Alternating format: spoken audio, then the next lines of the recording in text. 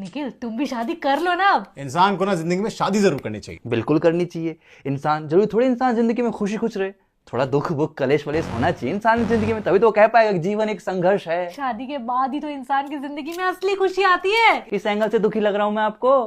अरे भाई शादी के बाद इंसान और ज्यादा खुश रहने लग जाता है। अच्छा खाओ माँ कसम, खाओ खाओ। अच्छा तो एक काम कर, अरेंज मत कर। हाँ लव मैरिज कर लो अपनी पसंद से। अब चाहे अरेंज करो चाहे लव, रिजल्ट, परिणाम, मंजिल, अंजाम, डेस्टिनेशन एंड कंक्लूजन सबका एक ही होता है, सत्यानाश।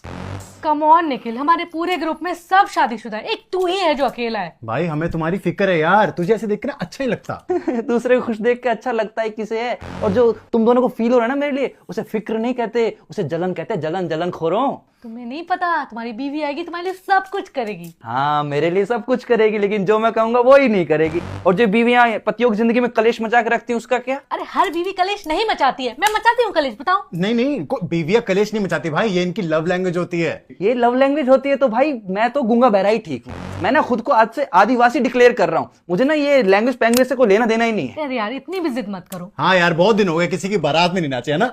हाँ तुम लोगों की एक दिन के नाचने के चक्कर में मैं जिंदगी भर किसी और के इशारे पे नाचू। वाह कैसा मर्द है रे तू मर्द होके तेरे को शादी करने की चाह नहीं होती है। ओ भाई हम मर्दों का क्या है, हम मर्दों को तो शादी से पहले भी शादी की चाह होती है, शादी के बाद भी शादी की चाह होती है, वो भी दूसरी।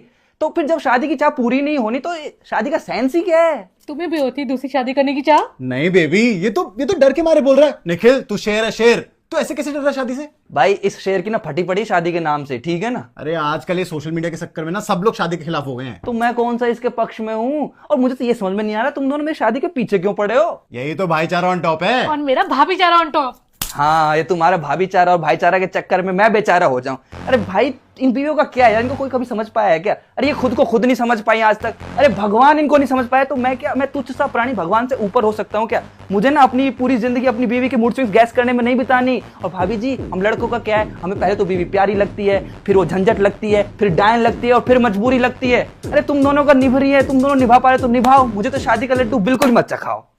शादी करवाने के पीछे पड़ गए।